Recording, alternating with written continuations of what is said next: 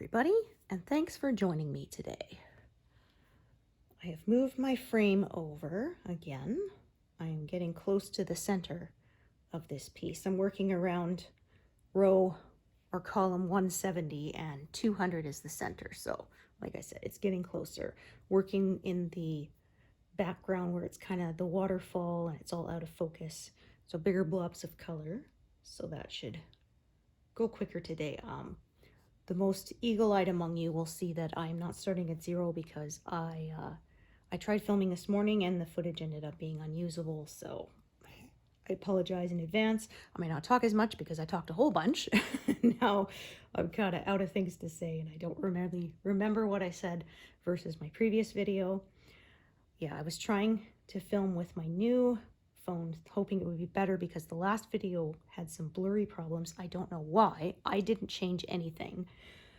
It was all the same equipment, so I don't know what's going on, but my suspicion is maybe it wasn't quite enough light. I've got my drapes open all the way this time. I've got my backup light on, crafting lamp on, so I am really hoping that today will go better because I'm kind of out of ideas. I don't know. But I'm starting at 216, so here we go. Hoping for a better result. It's very frustrating. Like I said, I didn't change anything. I don't know why it was being temperamental on me, but it was, which is very irritating.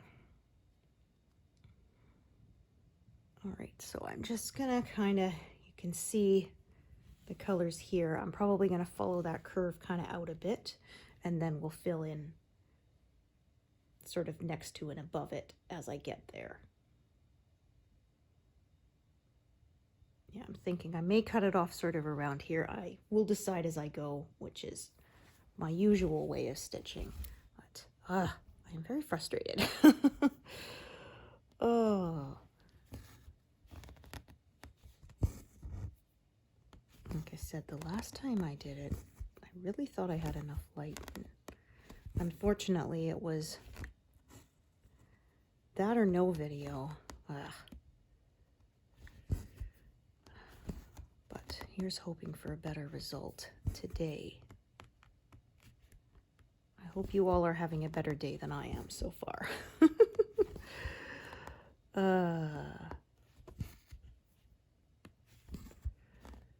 Lots of gray here, as you can see. There'll probably be some lighter bits later on too. Maybe not today, but further in towards the center as I get to more of the sort of frothy bits of the waterfall.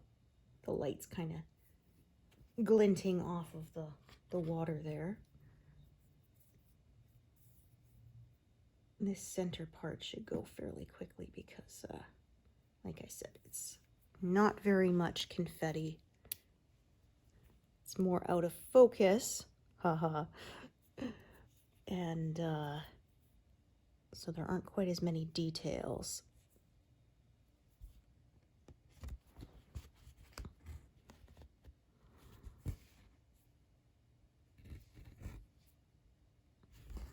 I had a little bit of an issue earlier. My grid lines, one of the ends of it, I started stitching over it with the thread and it got kind of tangled, but I was able to remove it. Like I often say, this Sulky Sliver thread is really nice because you can't pierce it with the needle, so it doesn't get tangled up. But yes, stitching over ends definitely secures them very well. There's actually some people that's how they like to end their threads. They do a waste thread and draw it off and then stitch over it, and yeah, I can tell you it is very secure because when I've accidentally stitched over threads and didn't mean to, I had to cut them out. Some of my parked threads were a bit too long and they looped around to the back, and then I stitched them into my newly stitched area and they were not coming out for anything. I would have had to have ripped out the stitches I already did, and I wasn't doing that, so I just cut the thread and left it because it was in the back. None of it had pulled through to the front, so it was fine. It was not visible.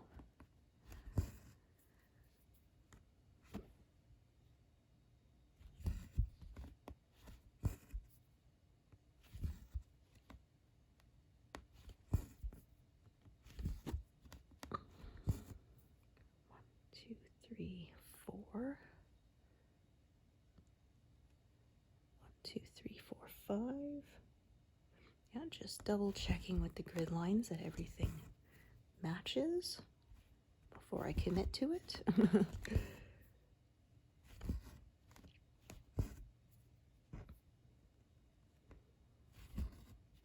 Oh, look at that. Silly me. I went over 2 stitches at once. That will not work. I'm glad I noticed it, though. I did that once. And I didn't notice until I had tied off the thread, and it wasn't till later I was stitching next to it that I suddenly went, wait a minute. And then that was not fun to undo. Because not only did I have to cut the incorrect stitches out, but you got to pull back enough till the thread is long enough to secure it, and then add a new thread. I couldn't leave it, of course. It would have been all I could see after that.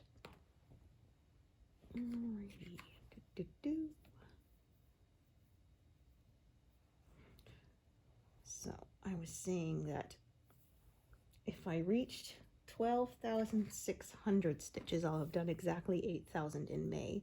And I kind of rounded that up to say I'd hope to reach 13,000, and that is looking more and more likely. I think I have 3 more sessions after this one, if I'm counting correctly. So yeah, like I said, I think that's doable. Even with my missing a few days because I wasn't feeling well. Oh, there was a crow on my roof. Actually, a couple of them. They just flew away.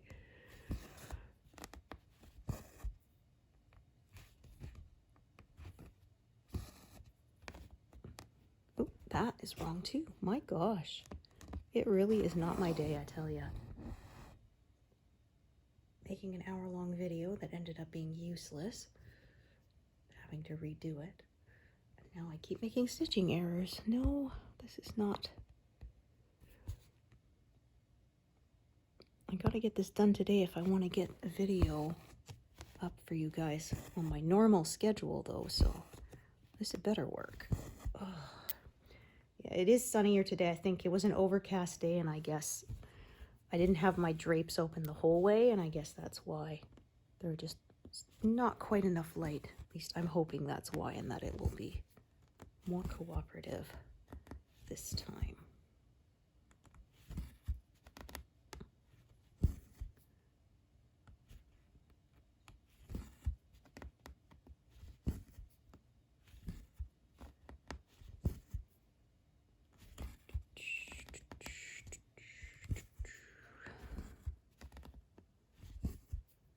If there's some background noise, oh, people are actually having to cut the grass, so I suppose that's a good sign that winter's finally out of here, I hope.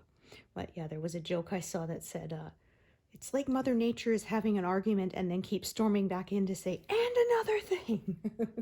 Because yeah, every time we think we're done, it decides to put just a little bit of snow, just drop a little on us, just to remind us who's in charge, I guess. Ooh. And then it melts by the next day. So the next day will be plus 20, which is Celsius, which is like around 70 Fahrenheit for you who don't use Celsius.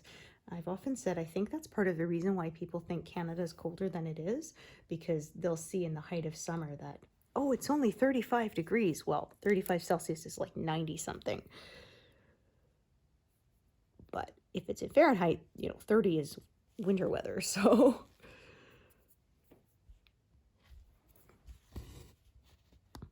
We don't all live in igloos up here, I promise. I've actually never seen an igloo in real life. I haven't been far north enough. I saw them on, like educational programs and stuff, but I've never seen that or a dog sled or anything like that in real life. It was funny, actually. There's a Canadian country singer, Paul Brandt. He's from Alberta, and he made a song called Canadian Man, and it was all about, oh, I'll take you back to my igloo, and yeah, leaning in on all the cliches that people think about Canadians. My husband, before I met him, he was working, that doesn't look quite right, I think. Could just be the angle, but I'm going to redo it anyway. He was working at a gas station that was right on the border, and he said guy came up across the border from the south, and he had like Range Rover, big bush guard, floodlights, off-road, all this stuff. And he said, he stopped and he says, "Oh, I didn't think you guys had paved roads up here." Yes, we do. They're not always in the greatest shape because with the big temperature changes between winter and summer, kind of no mix of concrete is really quite right. It's either, it can't go through a huge range, so we always end up with mega potholes. And there was a joke saying that in England they drive on the left, in Canada we drive on what's left.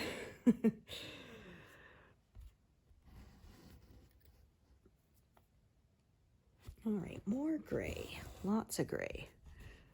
So I'm going to cut it off around here and maybe follow the curve out. Like I said, I'll decide as I stitch.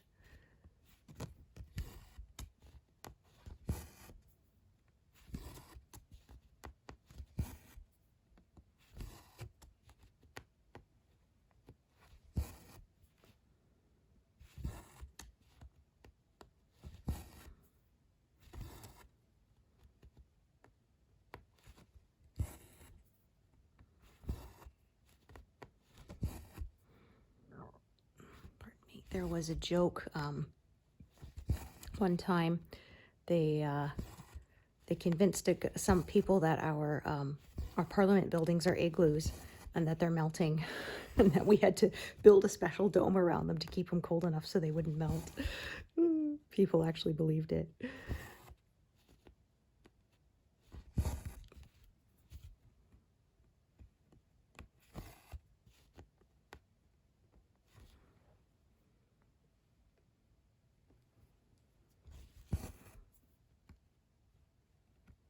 Only 3.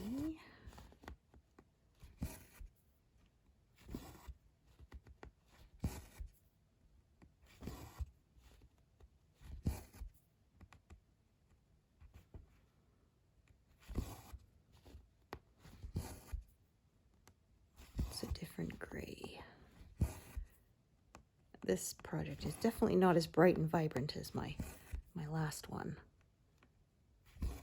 Peacocks were very bright. And the project I did before that as well was the Majora's Mask Clock Town, which used quite bright colors because it's, you know, cartoony looking kind of graphics. So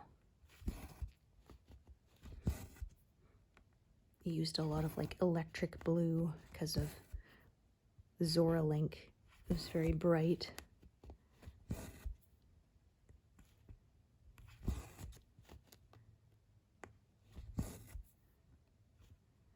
Still working on the Ocarina of Time one.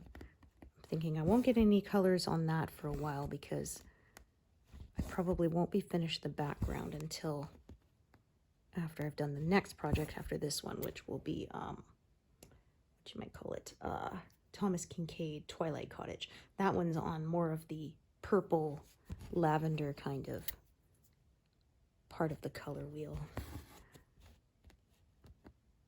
I've got the fabric all serged and gridded and ready to go.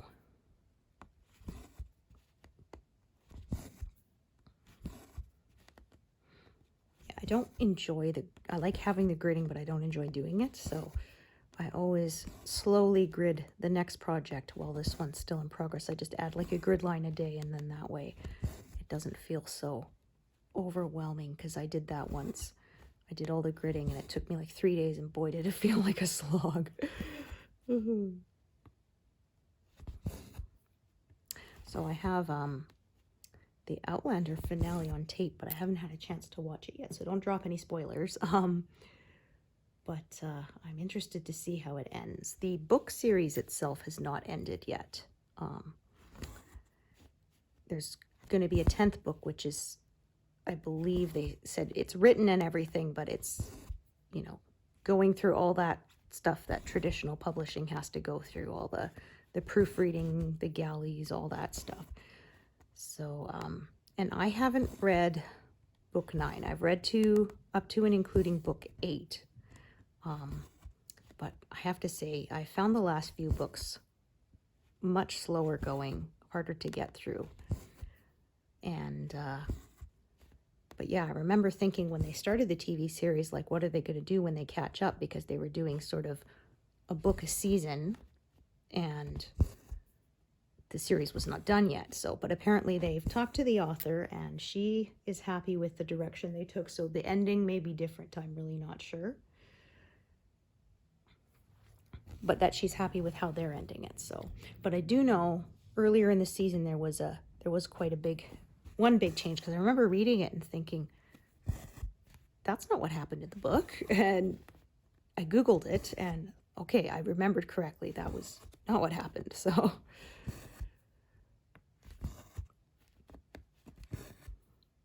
but I'm curious to see how it ends, because I remember that was a big running theme through the books, that you really couldn't change history because they tried and could not. Basically, that they could make, sort of like little C changes, but capital C changes they couldn't. They did a similar storyline on Legends of Tomorrow, where they said there were certain points in history that were fixed points, and you were not able to change them. Time travelers could not change them, even if they wanted to. Because they had one where the assassination of Archduke Ferdinand, which started World War I, was one where they were trying to change it, and it showed like every time she tried, she failed. It with, of course, quite hilarious results.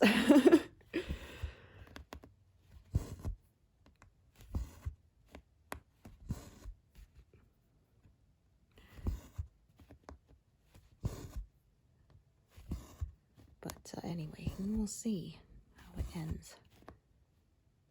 I had been enjoying the fact that the TV series was following the book series pretty closely. Like, there were a few scenes that I wished they had, that were in the books, that I wished they had included in the TV series that they didn't. But for the most part, they were pretty much sticking to it. But then, like I said, in this last season, there's been a couple of changes. So we'll see. Alrighty. Yeah, one of my friends was saying, oh, I guess I have to catch up on it. And I said, well, I have it on DVD if you want to borrow it. And she says, oh, I don't have a DVD player. I said, oh, that surprised me, because I am somebody who, yeah, there's a knot, so I'm going to just pin stitch this and force that knot to go on the back. But that way I don't have to end off that thread. But anyway, yeah, I'm still someone who likes to own physical media, because they can't take that away from me. Because someone said they had that, actually. They had bought a movie or a season of a TV show, a digital copy, and then the licensing rights changed, and it was no longer available. So they, even though they purchased it to keep, they couldn't view it anymore, because, like they said, when you buy it digitally, you're basically buying a license to view it and not actually owning it. So they were pretty peeved, as I would be too. Well, they try to move everything to a subscription streaming because they want to make money off you forever, right? If you buy it, a hard copy, you buy it once, it's yours. They can't insert ads in it. They can't lock you out of it until you pay some kind of renewal fee or whatever.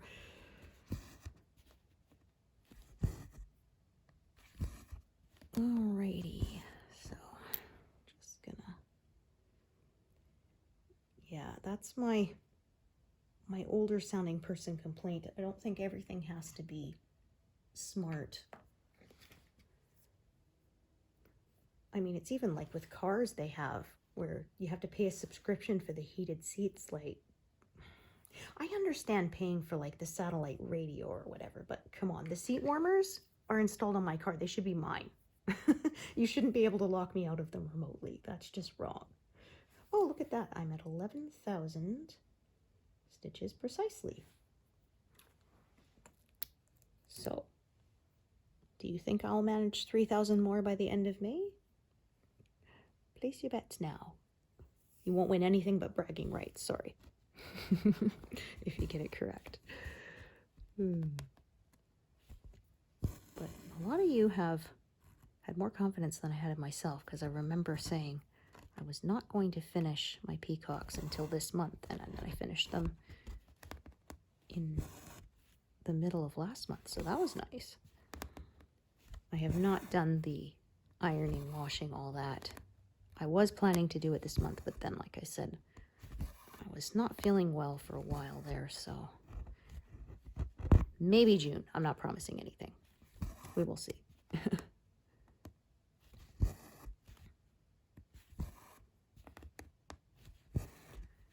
Yeah, it was that kind of lingering cold where you don't feel terrible, but just off, and it lasts forever. And I always say, like, I wish I would just feel really lousy for a day or two, spend it resting, and then be done with it, instead of this, well, I think I feel better. Oh, no, psych, actually you don't. I had whatever this was I had, it came accompanied by an awful headache. And it was the kind that feels like your eyes are going to pop out under the pressure. Thankfully, that's gone. And I had, I guess, what you would call like a phantom fever. I feel fevery, but like it wasn't enough to register on any thermometer or anything. But things just felt off. The temperature was just wrong. And that's gone away now. So hopefully, fingers crossed, I've beaten it, because I thought I did earlier and then it kind of came back. So like I said, hopefully I've actually beaten it for real this time. There was a meme one of my friends shared, and it had, you can only pick 3, and it had like, you know, $1 million tax-free per year for your whole life and all this stuff. And then one of them was perfect health until age 90. I'm like, yeah, I think most of us would pick, you know, you get to pick 3. That would be one of them, because I mean, how awesome would that be, right? It was like either age 90 or age 100 or something, but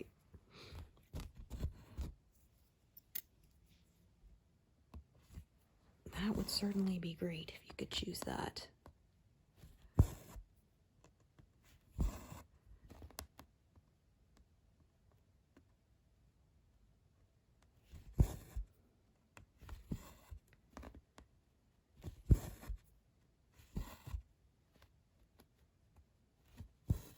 There might be some leaf in here. I'm not really sure. Like I said, this bit is not in focus in the picture, so we will see.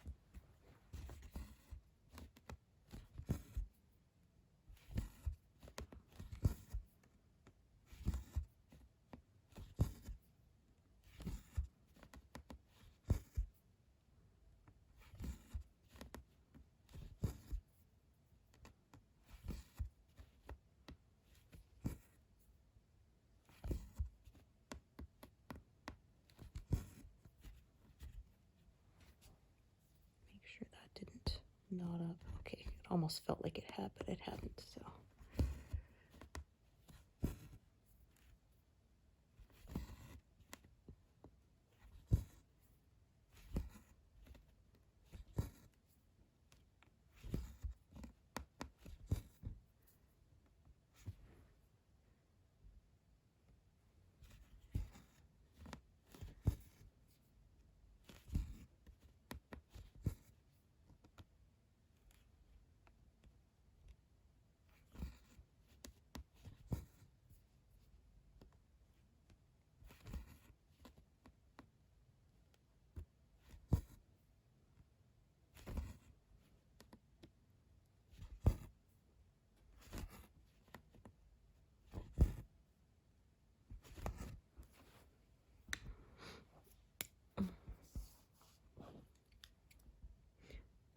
There was one meme I saw saying, would you like, if you had the choice, would you like 10 million cash now, or you could go back in time and fix one mistake? And I said, I've watched enough sci-fi. I'll take the money.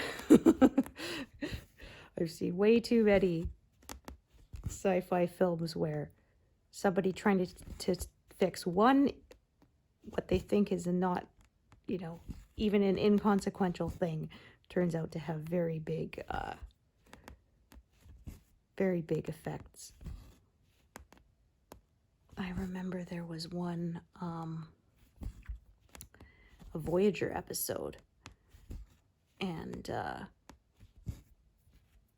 guy had done that and to destroy their enemies, but in changing time he had accidentally basically caused a plague among his own people, because it turned out like exposure to some simple virus carried by their enemy meant they didn't have any immunity to whatever it was. So and then he was trying to fix it, and of course the more he tried to fix it, the worse it got. And then Chakotay was there trying to figure out how to make it so they never met Voyager, and he's like, okay, let's just you know, we changed direction to avoid this comet, so let's just delete the comet, you know, and Voyager will never change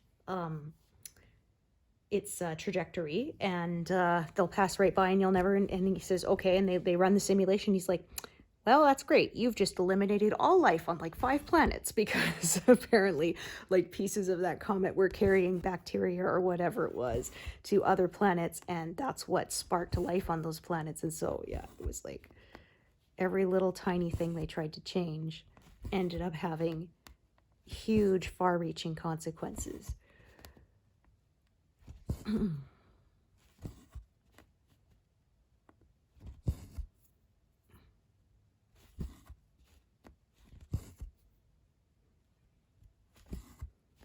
I think $10 million right now will be pretty life-changing money for most of us. Yeah,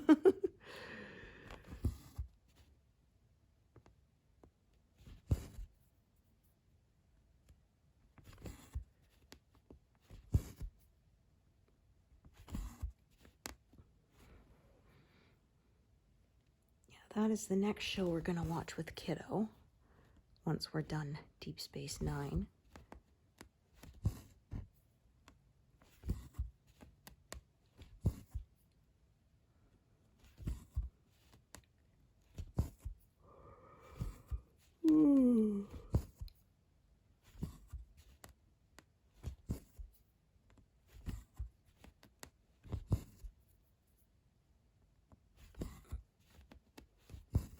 I remember when I first got into that show, it was,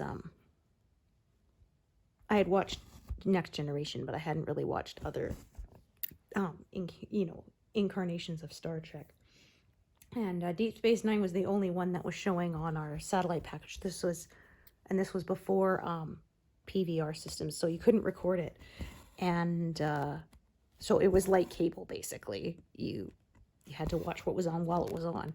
And I remember my next door neighbor, she set up this tea party with all the ladies in the neighborhood, and she invited me over, and I went over, and we sat around chatting, and then I kind of looked at my watch, and I said, I have to go home and start dinner, you know, and they're like, oh, okay, great, have a great time, you know, whatever. I could have started dinner an hour later, but I was actually going home to watch Star Trek. Well, it was right in the middle of a big story arc, and it was, you know, if you missed one day, it wouldn't make sense the next day, and so.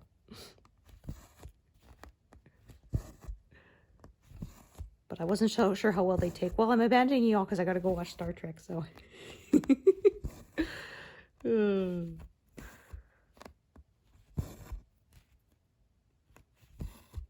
Now we have on-demand and streaming and all that, so I could watch it any time. But back then, this was early 2000s, we didn't have any of that stuff.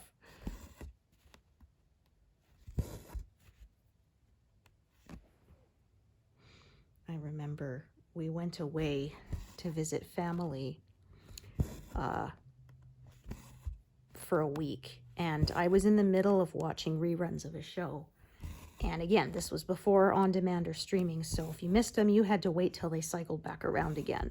And I didn't want to miss them, so we ended up kind of rigging everything together so that the satellite receiver would turn on at this time and our VCR would record what was coming through it. So my engineer husband figured out a way. And it was every weekday, and this was, of course, VHS tapes were 6 hours long, so I had enough. I recorded 5 hours, and so I was able to watch them.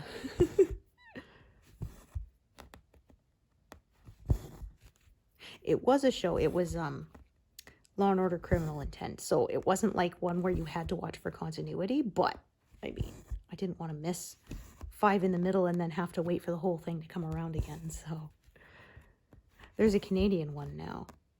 It's called Law and Order Toronto Criminal Intent. I've been enjoying that. They don't really have much of the court stuff showed. It's basically all the investigation and kind of delving into the why the crime was committed kind of thing, rather than as much the how.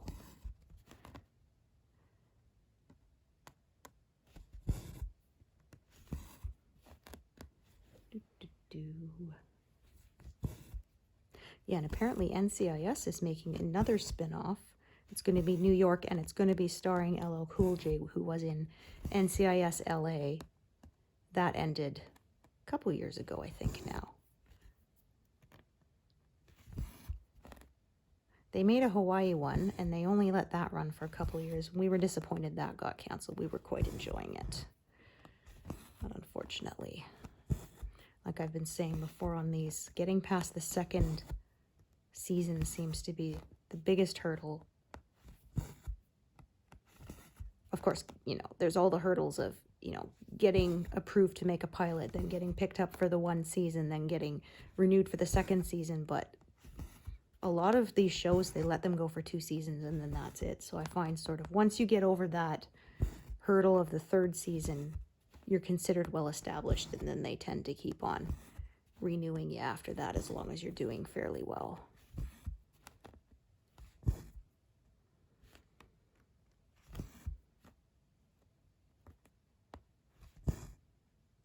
But it is frustrating. I mean, I've had some people say they won't even try shows now until they've been out for 4 or 5 seasons, because it does get frustrating to, you know, get invested in the story and the characters, and then, oh, nope, sorry, 2 years, that was it, we're done. But I said, I always feel like if I don't watch it, what if they just needed like one more person to push it over into renewal status and I didn't watch it, right? So even though I know my one view probably doesn't make that much of a difference, but you never know, right? It could be.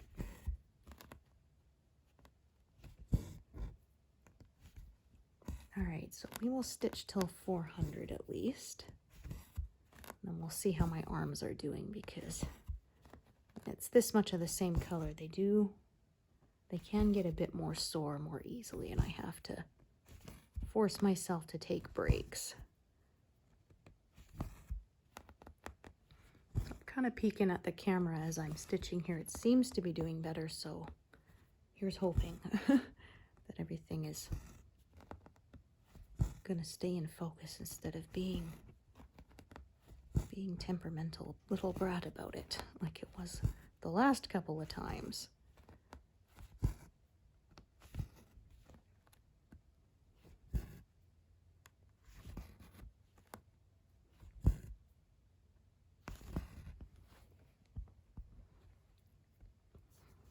Yeah, this color is kind of a greenish gray, so it's used quite a lot in this piece.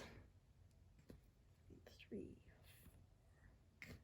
Should grab the correct one. I also have 936 out, which is a similar shade, but not the same. I don't want to be mixing it up.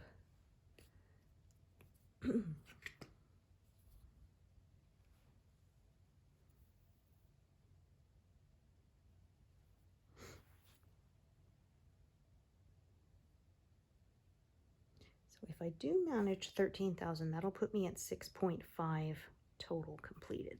So that'll be 4% in the month. That's not bad. Oh, shoot. Sorry, guys. Bonking my camera there, I tell you. I'm super professional. Ugh. I'm just a gal sitting in her living room.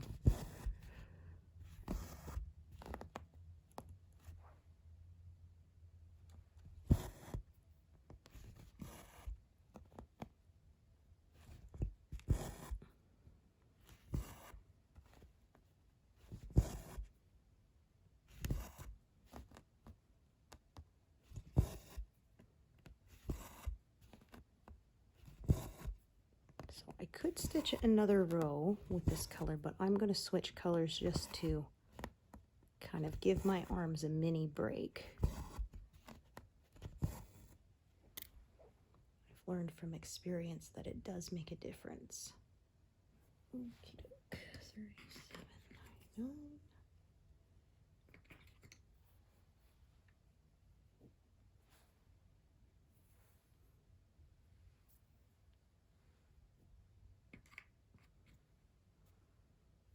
Yeah, just sort of the pulling out a new strand, letting it unwind, lining it up, the ends, and then threading it. It just makes me take a break from doing the same motion of pulling the needle through the fabric over and over. And that kind of helps. Come on. There we are. Oh dear. You're going to be there we go. Misbehaving, huh? Yeah, I'm going to get my eyes checked this week just to make sure my prescription hasn't changed. I haven't had new glasses in 4 years. I know you're really supposed to go once a year because it's not just for how well you can see, it's also to check the health of your eyes, which obviously is important. I always dread it though because I hate the dilation because they say your eyes are supposed to go back to normal within a few hours, but mine always seems to take a couple of days. I must be more sensitive to it. So I'm not a huge fan, but like I said, it's really good to, you want to catch things early if there's any problems, and they actually apparently can detect other health issues from an eye exam, a proper eye exam, beyond just eye health, like high blood pressure and stuff like that. So I actually know someone that's how his was diagnosed. They told him because of the things they were seeing, he should get his blood pressure checked, and he did, and it turned out it was quite high. So fortunately, they found it before, you know, it caused problems. Because as with anything health related, the sooner you catch it, the better.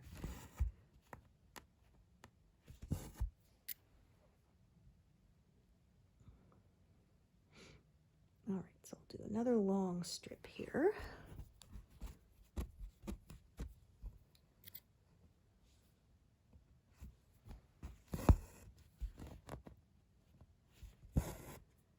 Well, I guess then I should stitch to at least 416 because I believe I started at 216, right?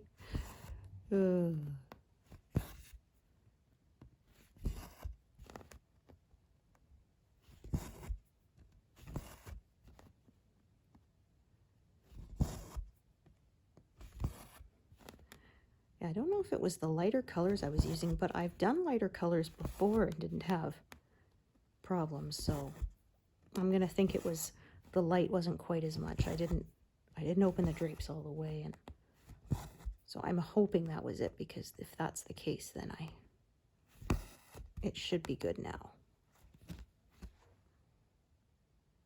Oh, I see. I got a snag in my nail, so I have to be careful not to catch it on the thread. Did that a couple times. Later I'll go file it down. Yeah, I said I don't really care so much how it looks. It's just if it's rough, I snag yarn and thread and stuff, and I don't want to do that. I do a lot of handicrafts.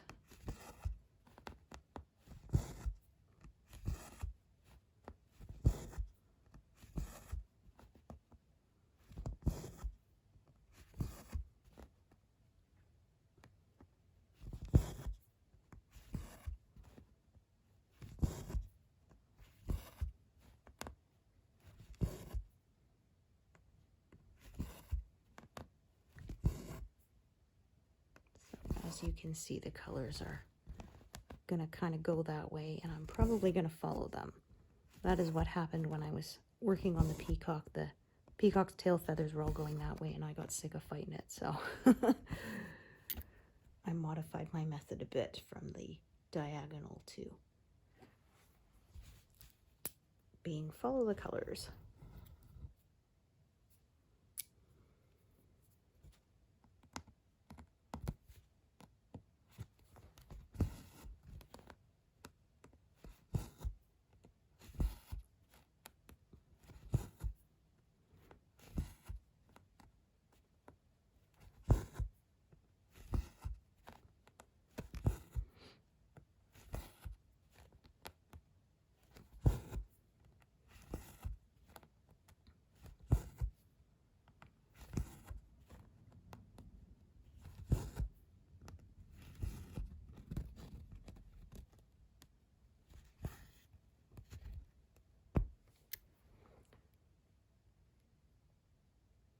All right, come up here, add another color, another gray.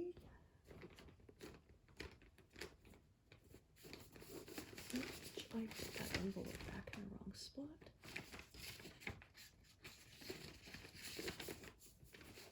There we go.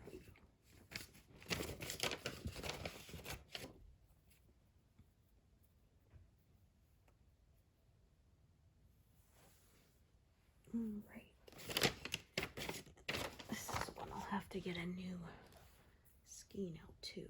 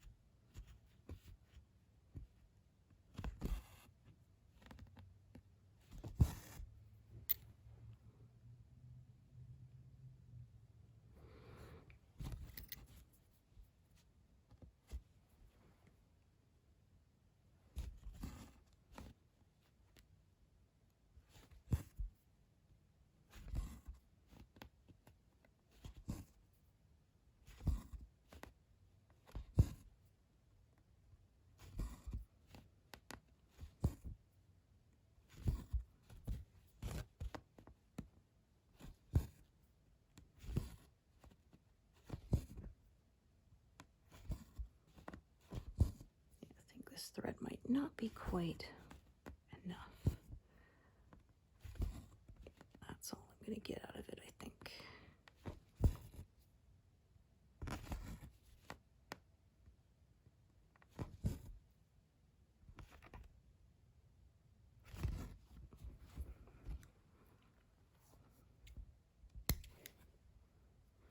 Yet another gray.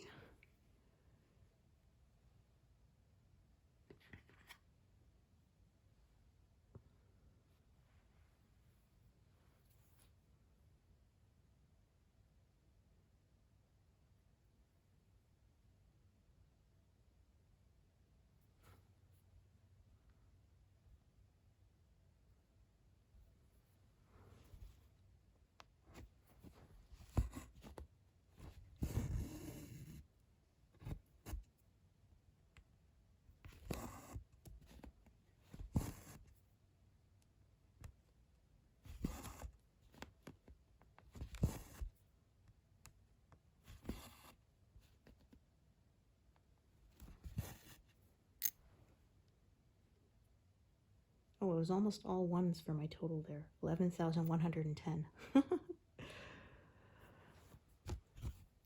That's funny. All right, we'll stitch a little bit more. My arms are still holding up okay for the moment anyway.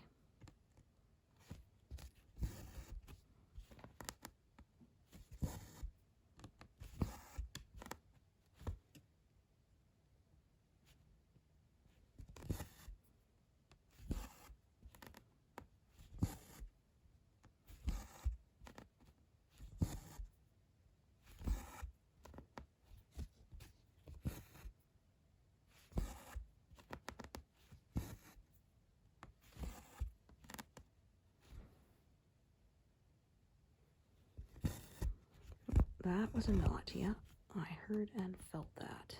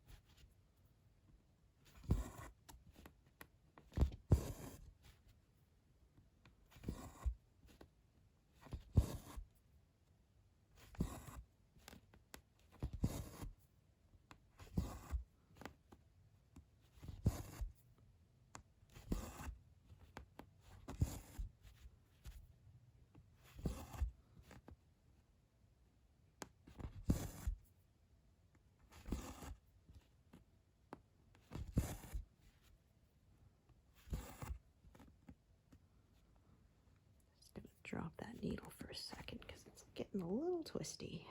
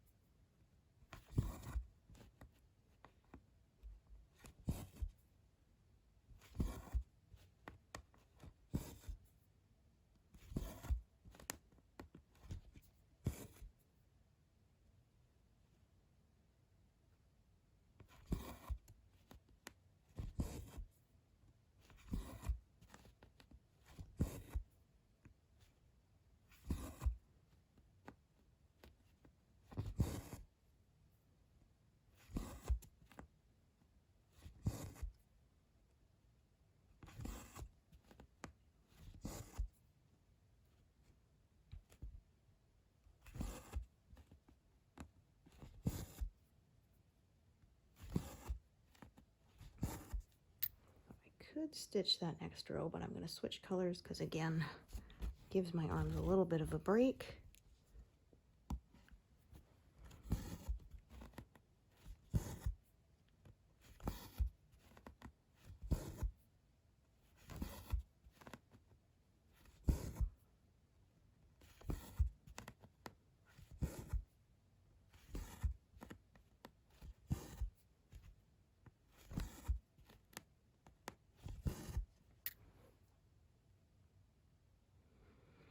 All right, I think I'll do one more row and then I'm gonna call it a day.